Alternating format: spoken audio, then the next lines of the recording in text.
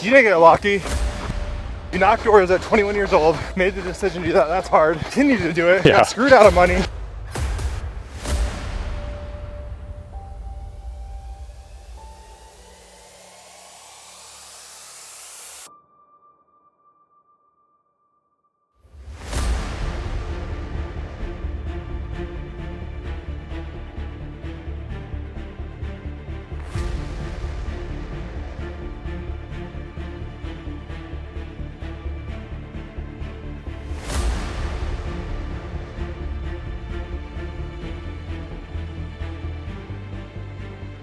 This is Dan. We worked together. What, 7 years? 6 years now? 2018. So going on 7 years. Yeah, 7 years, dude. 7 years. And, me and Dan have kind of been competitive rivals in Oklahoma in 2020. Yeah. He beat me in the summer. So he's a killer. You've been door to door how long? This was my 10th year. 10th year in a decade. How old are you? 30. 30 years old. How old were you when you made your first 100 grand? That was my 3rd year, because I was only, let's see, 23. Yeah, I was 23. 23 years old, $100,000. What are some things that you did with your money that you think were smart? Yeah, well, you know, I heard everybody talk about real estate, Grant Cardone, all that. So I loved Bigger Pockets podcast and everything that they talked about and teach. So I just educated myself outside of school on real estate. And when I was 25, I saved up enough money to buy a duplex.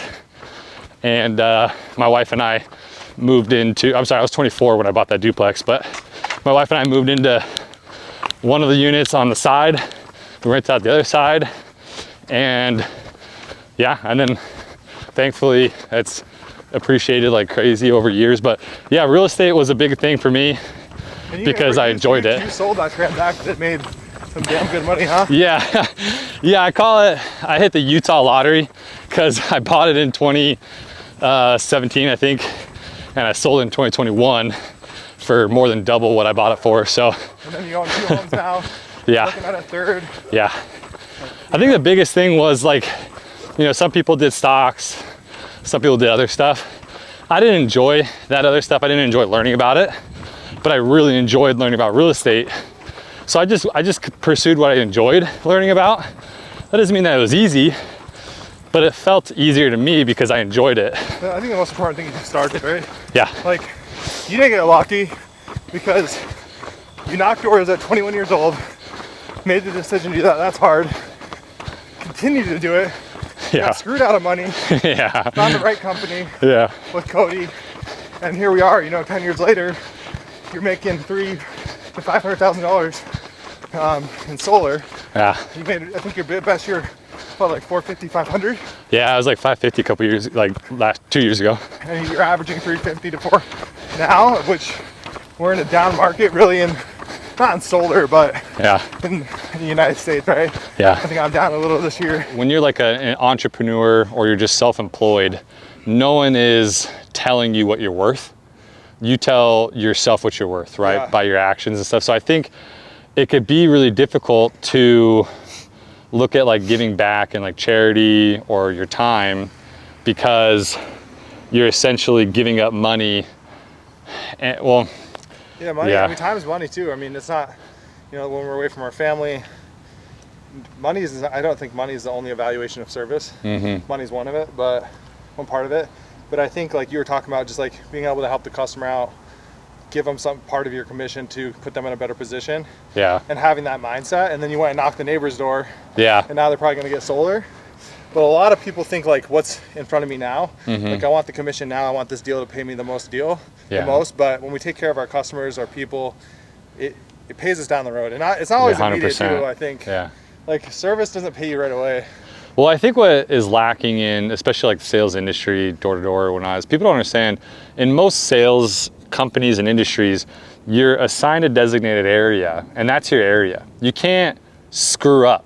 If you screw over a homeowner and word gets out, well, that's your only area. You're out of luck. And so the way I look at it, and you know me, I don't bounce. Yeah, I don't bounce around anywhere. So I look at my area. I'm like, this this is my area. I have to make sure people are having good experiences, and it's going to pay back from referrals and neighbors. And the biggest thing I've learned is if I take care of all of my people, and sometimes it's through acts of service, sometimes it's showing up when I don't want to, outside of what commission or job I'm getting. If I show up and I make sure these people are happy, they honestly become an asset, like an employee of mine. Yeah. Because I can call on them to talk to referrals or potential customers in the future.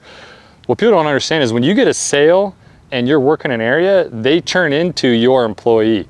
Yeah. They turn into like on your team, your sales team. And that's what I've been utilizing the most to make this job, I would say easier, but like just frankly, yeah, easier on me. Well, yeah, I mean, why work harder when you can work smarter? Exactly, man. And all of it plays in. I think sales is a service, like it's classified as a service industry.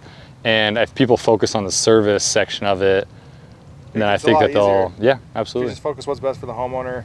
Yeah, I mean, it's crazy what you've accomplished. I mean, I'm what, 6 years older than you, and you've accomplished a lot. You started young. I think that's hard for the young people to stick to one thing for 10 years. Yeah. And so what advice do you give to people, like, how did you stick with it this long without quitting? It's all about the people, dude. It's you, it's the guy behind the camera right here. It's these guys who we've worked with for so long. And if you've got good people that you work with, that you trust, you take care of them, they take care of you, you're not going to go chase every shiny penny. Yeah, you just, with the right people, the right company, you don't chase more. If you're working with people that pay you on time, give you a good experience, then don't go think there's something better out there, because the grass isn't greener. No. The grass is green where you water it. Yep. But yeah, Dan's had a lot of accomplishments. We talked about that, and I'm super grateful for him. We went on this run. He's talking me into a few races next year, but I think you're going to consider doing this ultra with me, right? Yeah, dude, we're going to do some crazy stuff this next year. Ultra? Oh yeah, dude, yeah. Hey. If anything, I'll pace him. I think I'll do it. What was it, 50 miles? Yeah, we can do it, bro. It's 50, right? Yeah. So, yeah, dude. I haven't done anything 50. I did 46. There you go. You can do something new in 26, right? Yeah, dude. I think it'll be fun, bro. It might be fun. It might be horrible, but we're going to do it. That's a good spot out there. Yeah. No, it's, dude, always looking for things. We'll have a little bit of fun. Exactly. Always looking things to challenge myself, but doing it with people. I wonder if we could do it on a psychedelic. Dude, let's do 50 miles high. No. We don't do drugs. But we don't do drugs. Block it out for YouTube, but you can put on TikTok, right? Yeah, exactly. But yeah, a few things. I'm wearing the collective hat. Corey, the sales therapist, I went to his retreat. Dan knows him, really good guy. I want to promote his men's group. If you're out there struggling mentally, financially, whatever it may be, he would recommend it too. Go hit up Corey. You go for a couple days to his group. It does cost money, but you got to invest into yourself. That's another thing.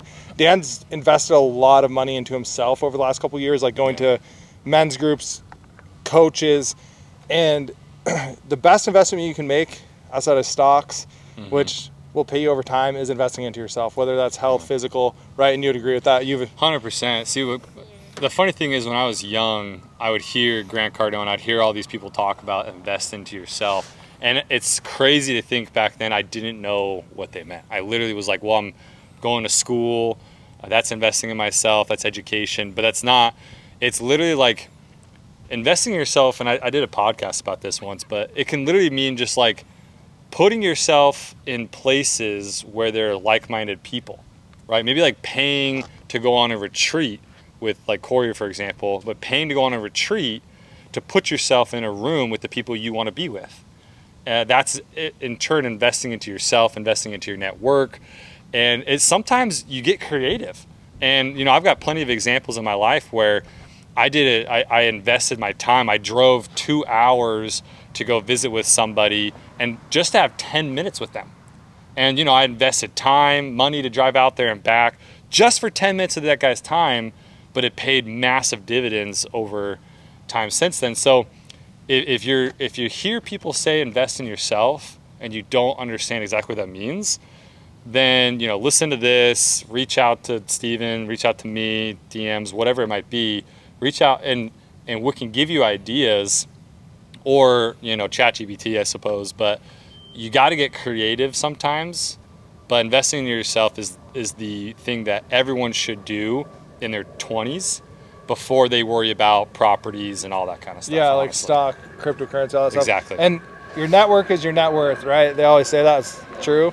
But Dan's actually been an example to me on that, and I've started investing a lot more in myself. Got an airplane coming over. But yeah, so appreciate Dan for coming on this. Again, I always say at the end of my video, represent. We're going to get a sponsorship from them. So wearing them every single run. My favorite British company. Nice. Run company. We're trying to get a sponsorship. We'll see. But hey, you got to dream big. And also don't be afraid to, like, this is uncomfortable for me filming these videos, not my wheelhouse, and Dan did podcasts, but I think it's another thing. Do things outside of your comfort zone that make you uncomfortable. I don't like being on film. I don't like watching my videos, but I do know that, like, people like Dan, myself, we have a lot to offer because we've been through a lot, 17 years for me of entrepreneurship. And the money isn't being able to make $1 million is cool, but that didn't happen overnight. And I had a sales rep last night tell me he was thinking about going to another company. And I was just thinking, I see the younger generation, they're so emotional. Like, something doesn't go their way, they just want to jump. They just want to go do that. And it's like, the thing that's made Dan successful is consistency in one spot. For me, same thing, consistency in one spot, right? There might be a better opportunity out there. I don't think so, but there might be a better company out there, but not better people. So, Yeah. But go dominate. If you guys want to DM us, and again, work with people. If you also want to work on your network and you're broke, go work for the people that are doing it. Yep. Door to door is a really cool gig if you can hack it, but come work with us. You right? can DM me. My Instagram is dan.sales.entrepreneur. DM me if you have any questions. Obviously, Steven as well. Yeah, and if you guys want to come work with us, that's the best way to get mentorship. But again, we're not using this channel to recruit, but we're open to taking people on, and I train people for free all the time. And sometimes I don't ever get paid back, but that's what this is all about. What life's about is giving back. So